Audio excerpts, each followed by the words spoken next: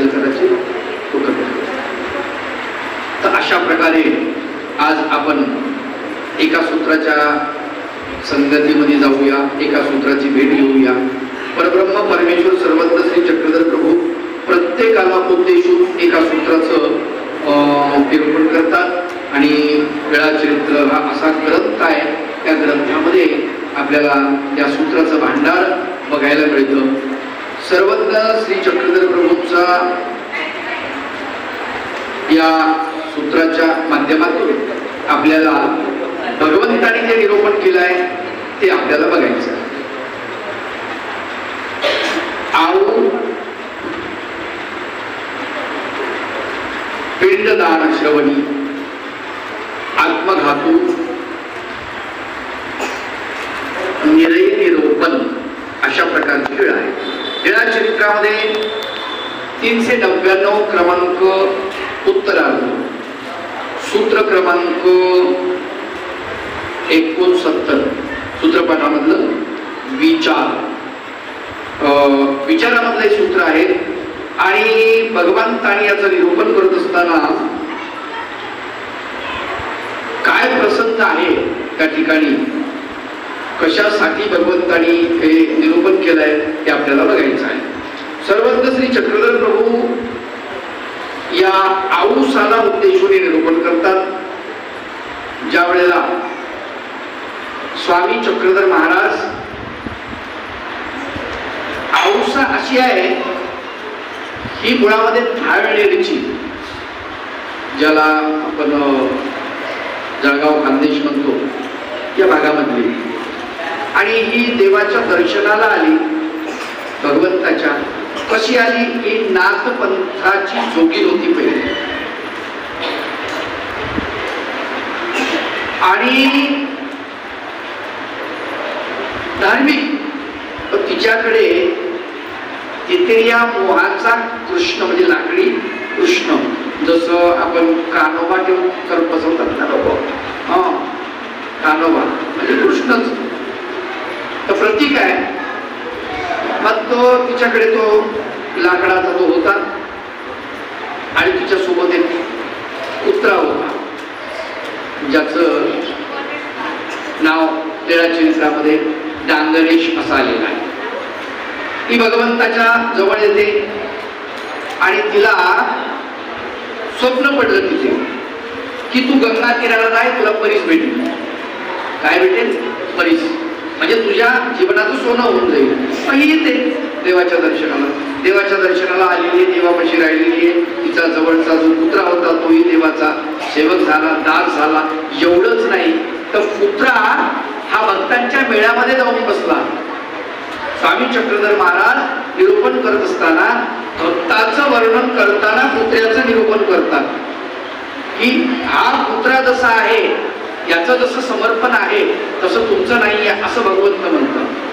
हा आमच्या वियोगामध्ये जिवंत राहत नाही असं भगवंत वर्णन करतात.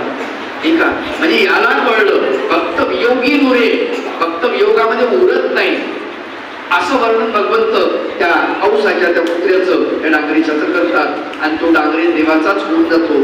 आणि शेवटी देवाच्या अगोदर देवाला जाय म्हटल्यावर जेव्हा भगवंत जा म्हणतात सगळ्यांना, सगळे भक्तीजन निघून जातात, पण हा डांगरेश मात्र देवाला प्रदक्षिणा घालतो आणि मगच जातो आणि जाऊन एका मोरीमध्ये प्राण देतो. आलं का लक्षात? प्राण दिल्यानंतर स्वामी चक्रधर महाराज म्हणतात बघा कुठे गेला डांगरेश? म्हणले गेला असेल आला मला खायला, नाही का, त्याचं काय एवढं हे म्हणले. नाही म्हणले तो तसा नाही आहे, तो आमच्या ताटाच्या प्रसादा वाचून काही खात नाही, त्याला बघा चौकशी करा. पाहिल्यानंतर नागदेवाचार्यांनी त्यांनी आपला देह ठेवलेला. त्यावेळेस स्वामी चक्रधर महाराज म्हणतात पोरे हो तुम्हा पसीवरी सुनेचा, तुमच्यापेक्षा वरी पुत्र बरं. गंमत आहे हो, आपल्यापेक्षा कुत्र्याला मोल आलं, त्याला महत्व आलं. स्वामी चक्रधर महाराज म्हणतात तुमच्यापेक्षा पुत्र बरं, जे आमचा वियोग सहन करत नाही त्यांनी गतप्राण झालं, प्राण सोडला, पण आपण मात्र जिवंत आहोत. इतकं सुंदर त्या औसाचा सोबतचा पुत्र. पण तुम्हाला सांगतो त्याला सोडून देतो. तर अशा प्रकारची औसा भगवंताच्या सानिध्यामध्ये आलेली आणि या औसाच्या अरे तू राहू दे, एक तर तू बाहेर निघून जा, नाही तर मग त्याला बाहेर घेऊन जा, त्याला सोडून दे.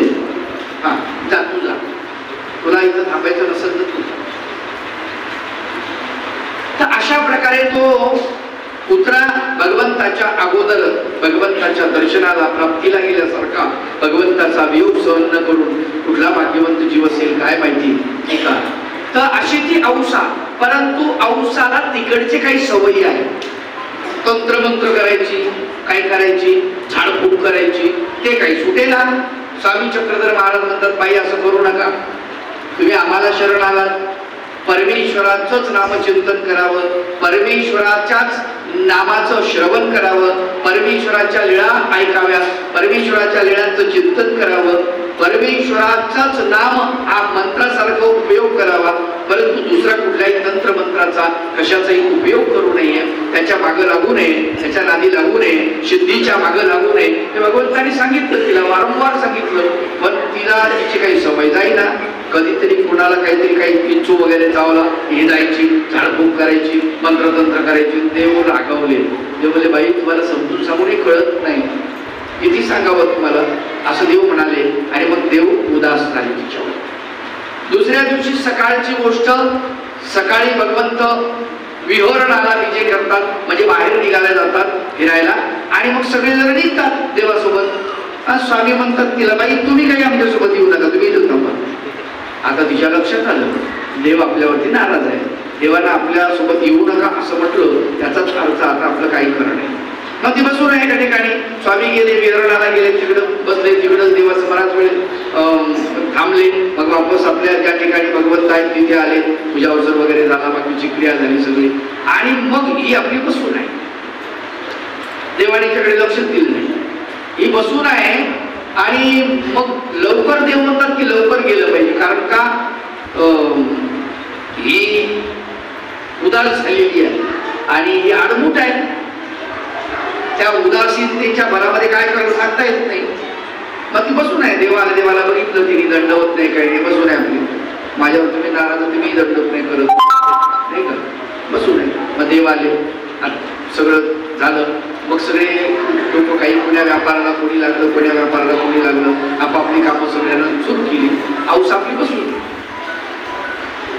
औसा बसून असल्यानंतर स्वामी म्हणतात, बाई कोणी काही व्यापार करतं, कोणी काही व्यापार करतं, देवालाच म्हणजे ते जे मौन आहे ते तोडलं तिचं. तर तुम्ही काय बसलात शांत, तुम्ही काहीतरी करा ना. ती म्हणते, जे देवा काय करू, स्वामी जगन्नाथ उदास. मग जगून तरी काय करायचं. एकदम तिचा थोडा बदलला, तिची भाषा बदलली, तिचं सगळं बदललं. जगून तरी काय करायचं. आम्ही फिरून तळून तापून तुम्हाला शरण आलो आणि तुम्ही असे उदास झाल्यावर आम्हाला काय नाही. आम्ही ऐराणी माणसं. आम्ही कोण आहोत, ऐराणी. ऐर देशामधली होती पण ऐराणी माणसं. आम्ही कडवा जसं तुकडे करतात ना कडव्याच्या दांड्याचे, तसं आमच्या शरीराचे तुकडे करू शकतो. आम्ही जगूही शकतो आणि आम्ही मरूही शकतो. आम्हाला येतं म्हणत ते सगळं. स्वामींनी कानावरती हात ठेवले आणि भगवंत म्हणतात, बाई असं का बोलतात, असं बोलू नये. भगवंतानी श्रीमुकुट धरलेला आहे आपला आणि कान बंद केले. बाई असं नाही बोलायचं. म्हणजे तुम्हाला असं वाटतंय का, असं का म्हणतात. हे एवढं मोठं शरीर, इतकं चांगलं, आणि या इतक्या चांगल्या शरीराबद्दल तुम्ही असं वर्णन करताय. भगवान श्री चक्रधर प्रभू त्या ठिकाणी निरूपण करतात. अनेक प्रकारचं वेगळं वेगळं असं निरूपण झालं. आणि ती लीळा जी आहे, लीळा फार सुंदर आहे. भगवंत निरूपण करत असताना त्या ठिकाणी भगवंत म्हणतात, बाई या सगळ्या गोष्टी तुम्हाला कळायला पाहिजे. निरूपण भगवंताने फार सुंदर केलं. स्वामी म्हणतात की हा पिंड किती मोठा आहे. केसना पिंड म्हणजे देह किती मोठा आहे. केसना पिंड, आणि याच्यामध्ये पिंडी ते ब्रह्मांडी, जे पिंडामध्ये आहे ते ब्रह्मांडी आहे. ब्रह्मांडी ते पिंडी. पिंडी मेदमांस रूपा देवता, सगळ्या देवता पिंडामध्ये आहेत म्हणजे तुमच्या मेदमांसाच्या रूपानं, आणि तुम्ही स्वतःचा पिंड नाश करतात असं भगवंत तिथे निरूपण करतात. आणि त्या ठिकाणी तुम्हाला सांगतो, स्वामी चक्रधर महाराज तिला म्हणतात, बाई हे काही असं बरोबर नाही आहे. कारण प्रत्येक पिंडाच्या ठिकाणी, केसाच्या ठिकाणी, रोमाच्या ठिकाणी देवता आहे. रोमाच्या ठिकाणी देवतांचा अधिष्ठान आहे आणि त्याला मारण्याचा तुम्हाला काय अधिकार आहे? त्याला संपवण्याचा, पिंड संपवण्याचा तुम्हाला काय अधिकार आहे? इतका चांगला पिंड आणि तुम्ही म्हणता आम्ही मारून टाकू.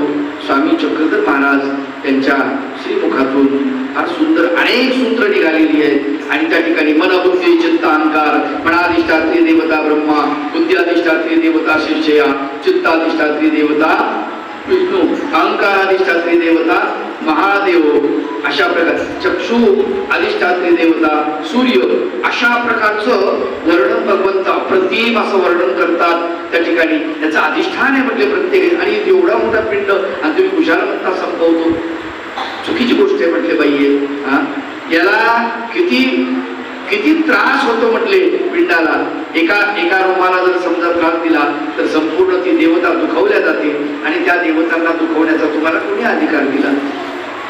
असं भगवंत निरूपण करतात आणि शेवटी म्हणतात बाई आत्मघातकी अशी कवरी ठावो नाही नायका.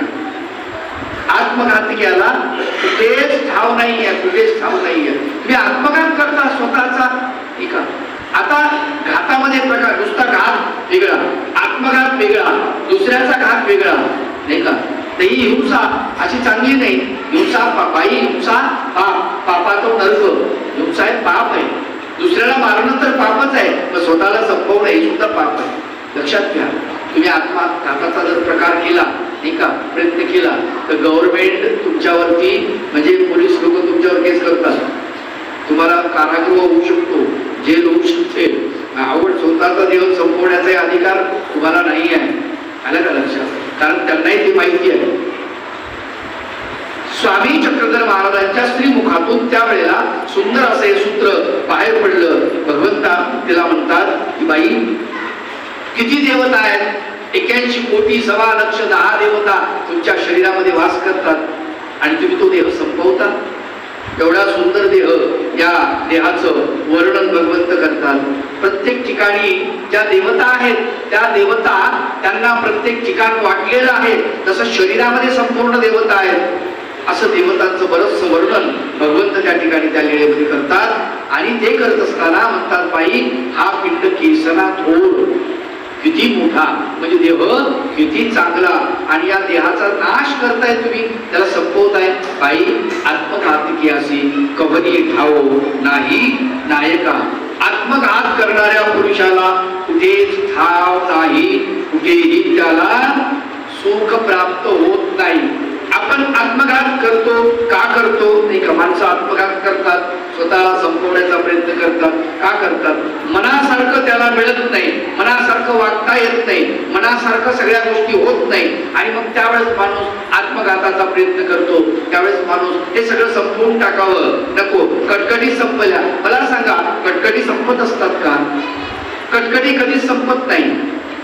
आलं का लक्षात? तुम्हाला कसं वाटतं कटकटी संपल्या, नाही का? एक हिंदी मधला फार सुंदर दोहा आहे, दलिंदर चले समंदर को कर्म चले साथ. दलिंदर चले समंदर को कर्म चले साथ, सप्त समंदर मंथन किया शंख लगे हात. समुद्रामध्ये अनेक प्रकारचे रत्न असतात, पण मुळामध्ये हा दरिद्री, याला काय भेटणार आहे? नशीब बदलणार थोडंच आहे. आणि मग तुम्ही कुठेही गेलात तर तुमचं नशीब बदलत नाही. आलं का लक्षात? मग देहावर नाराज होऊ नका, परिस्थितीवर नाराज होऊ नका. त्याला तिथे त्या ठिकाणी तुम्ही तोडगा काढा, त्याला टक्कर द्या. हिंसा, स्वतःला संपवणे हा उपाय नाही आहे, याला उपाय नाही म्हणत, नाही का? तुम्ही प्रयत्न करा, तिथेच थांबा, त्या परिस्थितीला सामोरं जा. मला सांगा, पांडव परिस्थितीला सामोर गेले की नाही? पांडवाने आत्मघात केला का? पांडवा इतका तापमान कुणाचाच झाला नाही. विचार करा, ज्याच्या म्हणजे बांधवांचा इतका अपमान केला, त्याच्या देखता त्याच्या पत्नीला त्याचं वस्त्रहरण करण्याचा त्यांनी प्रयत्न केला. खाली माना घातल्या त्यांनी काही करू शकत नव्हते. इतका अपमान, एवढा अपमान, अवघड गोष्ट आहे किती? विचार करा. तरीही पांडव, एकदा चूक झाली, पुन्हा चूक नाही केली त्यांनी. युधिष्ठिर एकदा चुकला, भगवंताला म्हणतो देवा भगवंता एकदा मी चुकलो, आता मात्र पुढे मी चुकणार नाही, तू सांगशील तेच करीन. आणि तिथून पुढं मग त्याला भगवंताचं साह्य मिळालेलं आहे. साह्य कुणाला मिळत असतं आपण बघितलं, पुरुष प्रयत्ने दैवाचं साह्य आपलं सूत्र झालेलं आहे ते. तुमच्या पाठ झाला असेल कदाचित ते मागच्या टर्म मध्ये, कुठल्या तरी टर्म मध्ये ते सूत्र आपलं झालेलं आहे 3 वर्षामध्ये. पुरुष प्रयत्ने दैवाचे साह्य. साह्य त्यालाच मिळतं की ज्याने प्रयत्न केले, परमेश्वर त्याला साह्य करतो, त्यालाच मदत मिळते ज्याने प्रयत्न केले. पांडवांनी प्रयत्न केले, प्रचंड प्रयत्न केले, नाही का? किती पांडव प्रयत्न करतात? पांडवांचा विचार करत असताना आपल्या लक्षात घ्या की पांडव मनामध्ये आहेत. किती त्रास झाला, सर्वांनी त्रास दिला, जवळच्यांनी त्रास दिला, बांधवांनी म्हणजे दुर्योधनाने त्रास दिला, ऋषी लोक आले 88,000 त्यांनी त्रास दिला, जेव घाला म्हणले रात्रीच्या वेळेला. विचार करा, या सगळ्यामध्ये तळून तापून निघालेले आहेत पांडव. आणि ते म्हणतात ना, रंगलाती हिना पत्थर से पिस जाने की बात, नाही का? हिना जो आहे अत्तर त्याला म्हणतात, तर ती दगडावर घासल्यानंतर त्याचा सुवास येतो. चंदन ज्यावेळेस झिजत ना, झिजल्यानंतर चंदनाचा सुगंध येतो. तसा सुगंध येत नाही. आलं का लक्षात? तसा सुगंध येत नाही. झिजावं लागतं, सामोरं जावं लागतं. आलं का लक्षात? झाडं वृक्ष मोठे मोठे जंगलामध्ये राहतात, त्यांना ऊन वारा पाऊस हे सगळं सहन करतात आणि त्याच्यातून तो प्ररोह ते पावतात आणि तिथे ते वाढतात. तिथे त्यांचं अस्तित्व निर्माण होतं. तुमचं स्वतःचं अस्तित्व निर्माण करत असताना बारीक बारीक गोष्टीला तुम्ही जर समजा असे घाबरले आणि तुटून गेले, तुम्ही जर कमजोर बनले तर कसं जमणार आहे? नाही जमणार. लक्षात घ्या. मला सांगा, या पृथ्वी तलावरती माणूस सोडून कुठलाच प्राणी आत्महत्या करत नाही. असं बघितलंय का? संशोधन करून पहा, अभ्यास करा, चिंतन करा. कुठलाच प्राणी आत्महत्या करत नाही. लक्षात घ्या. मासोळी क्षुद्र प्राणी आत्महत्या करत नाही. बकरे त्याला माहितीये आपल्याला लोक मारणार आहेत, कोंबडे त्याला माहितीये आपल्याला लोक मारणार आहेत, तरी आत्महत्या कोणीच करत नाही. लक्षात घ्या. बैलाकडून किती कामं करून घेतो, केवढा त्रास आहे. एखाद्या बैलाला दुसऱ्याला मारायला पाहिजे होतं, नाही का, तरी ती आत्महत्या करत नाही. आत्महत्या नाही करत. लक्षात घ्या. एखादा वाघ जर एखाद्या गायीवर तुटून पडला तरी सुद्धा शेवटच्या क्षणापर्यंत ती गाय लढत राहते.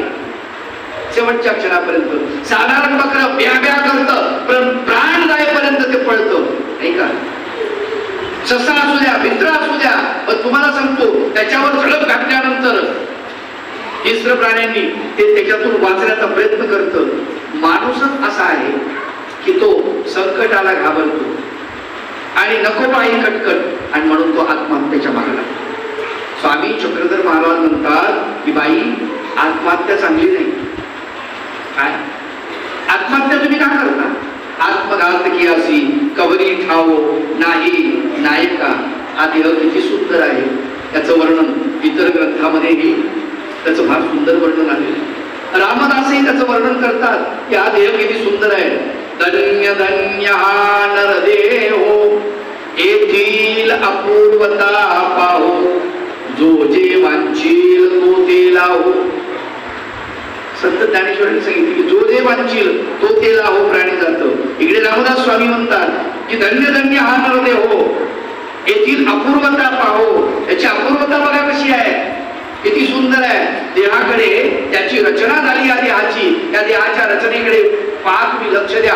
सुंदर असा देह आहे. फक्त देह, या देहामध्ये सुंदर असं घर, जसं आपण घर बांधलं, त्या घरामध्ये किती आपलं सगळं आतमध्ये आपल्याला सगळी सुविधा पाहिजे. बाथरूम आपल्या घरामध्ये आपण करतो, नाही का?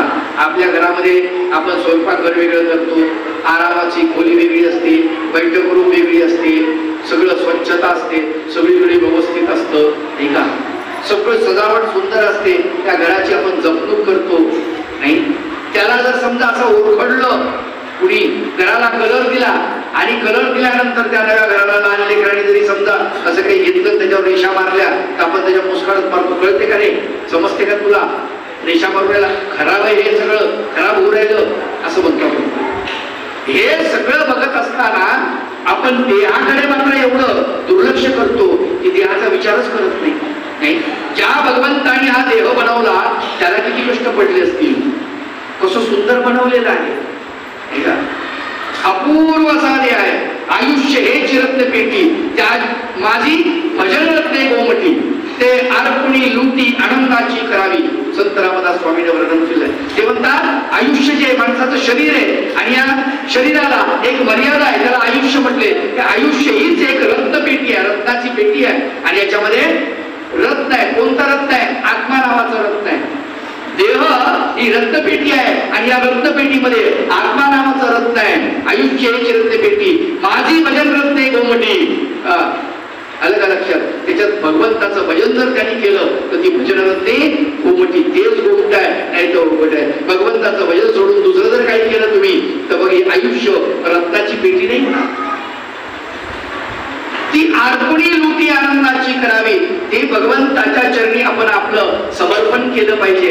यासाठी मनुष्य देह आपल्याला मिळालेला आहे. या देहाकडे पाहून त्याचं वर्णन भगवंत करतात की देहाच्या एक रोम धरला भगवंताने आपल्या हातावरचा, असा श्रीकरावरचा, आणि असा पकडला आणि रोम धरून भगवंत सांगतात की बाई या एका रोमाच्या ठाई किती किती देवता आहेत. खूप रोमावळी आहेत शरीरावरती आणि खुशाल तुम्ही म्हणता याला संपवायचं आहे. किती सुंदर देह आहे. त्या देहाचा विचार करत असताना संतांनी त्याचं वर्णन केलं.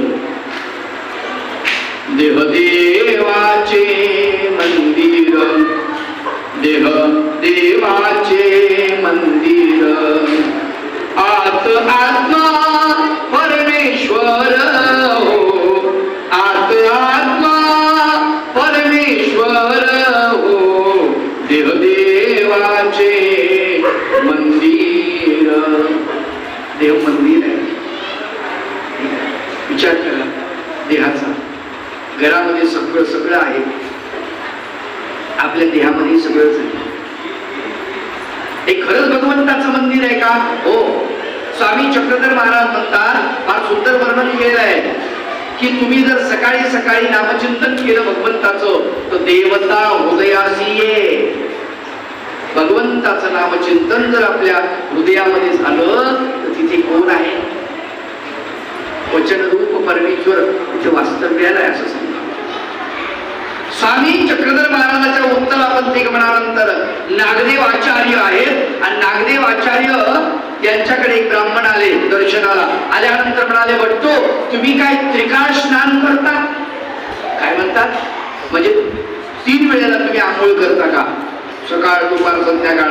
ते म्हणजे कशामुळं? नाही तुमचा चेहरा जो उजळलेला दिसतो, ही कांती जी उजळलेली दिसते तर त्याच्यामुळे विचारलं.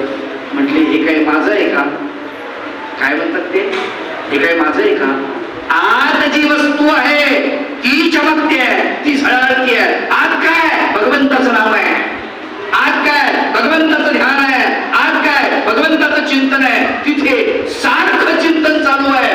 आचार्य झोपले तरी, आचार्य भोजन करतात तरी, आचार्य फिरायला निघले तरी, आचार्य भिक्षेला गेले तरी निरंतर परमेश्वराची आरती तिथे चालू आहे.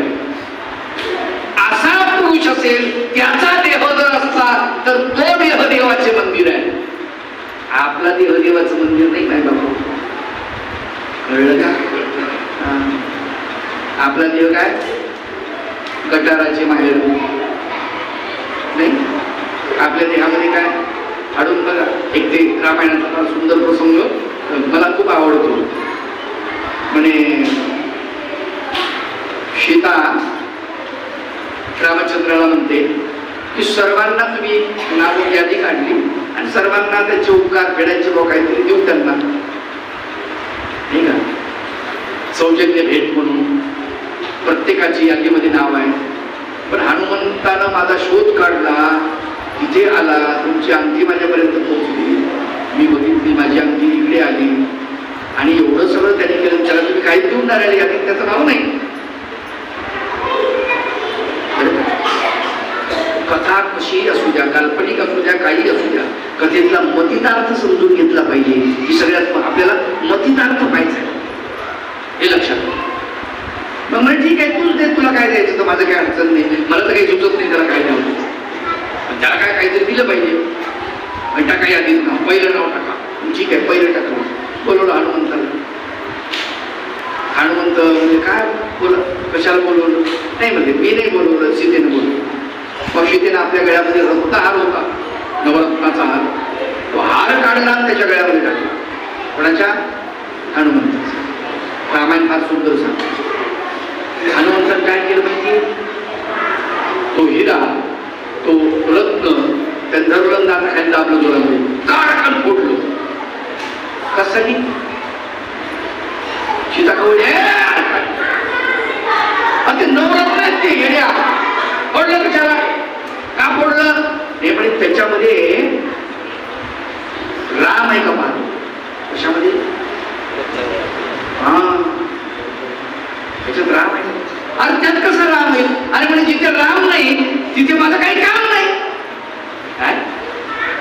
ज्याच्यात राम नाही त्या वस्तूचा माझा काय संबंध, माझं काय काम आहे? म्हणजे ते माझ्या कामाचीच नाही आहे, कारण मी रामाचा भक्त आहे. किती एकरूप आहे तू? अरे म्हणजे वेड्या, असं कुठे राम असतो का? मग माझ्या छातीमध्ये राम आहे म्हणे. तरली छाती पाडली नाही का? आतमध्ये राम लक्ष्मण सीता याचं दर्शन झालं असं सांगतात राम. कथा भाग असू द्या, त्याचं आपण काही त्याचं विस्तृत आपल्याला वर्णन करायचं नाही. पण एक लक्षात ठेवा, आपण जर आपली छाती फाडली तर तुम्हाला सांगतो विड्याचा धोरच निघून दुसरं काहीच निघणार नाही. इतके एकरूप आहोत का? भगवंताचं नाम इतकं आपल्या मुखामध्ये आहे का? विचार करा. म्हणजे आपल्या देह जो आहे हा उपयोगाचा नाही आहे. लक्षात घ्या, देहामध्ये सतत भगवंताचं नामचिंतन जर चाललं तरच तो देह अत्यंत महत्वाचा आहे. तो देह देवाचं मंदिर आहे, अन्यथा देवाचं मंदिर नाही. आलं का लक्षात?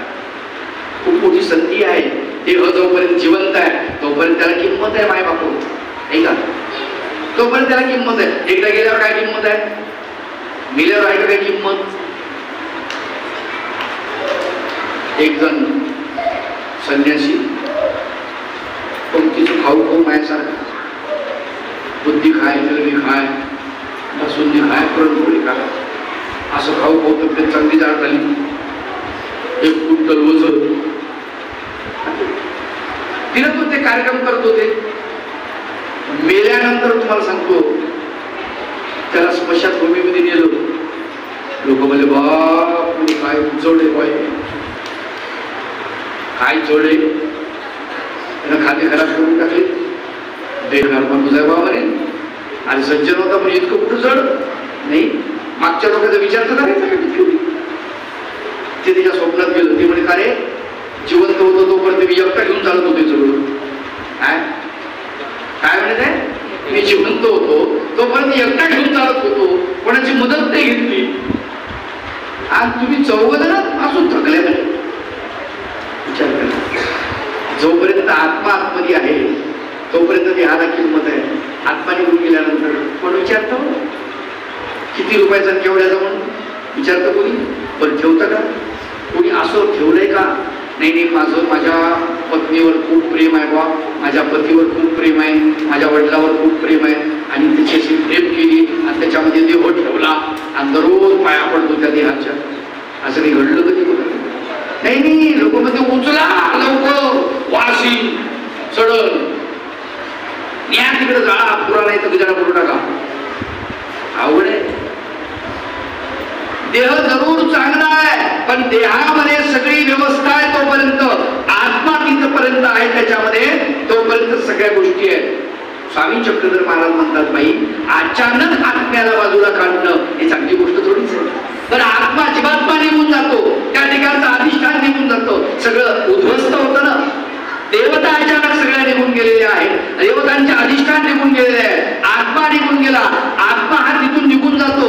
तर त्यावेळेला त्या आत्म्यासोबत जे सगळे मळ कर्म सगळं जे आहे पिंडस्थ आहे सगळ्या दुखावल्या जातात ना.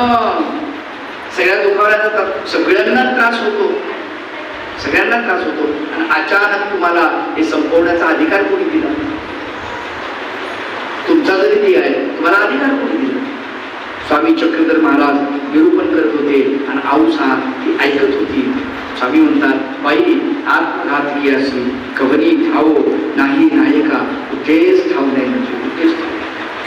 देह जो मिळाला त्याचं सोनं करा, त्याचं सोनं करा. आई बाबा वारकरी संप्रदायामध्ये त्याचं वर्णन आलेलं आहे, फार सुंदर वर्णन करतात. शरीर उत्तम चांगले, शरीर सुखाचे घोसले. उत्तम आहे म्हणजे चांगलं आहे शरीर. विचार करा या शरीराचा. शरीर उत्तम चांगले, शरीर सुखाचे घोसले. शरीरे साध्य होय केले, शरीरे साधिले परब्रह्म. काय वर्णन आहे. उत्तम आहे, चांगलं आहे, सुखाचं घोसलं आहे.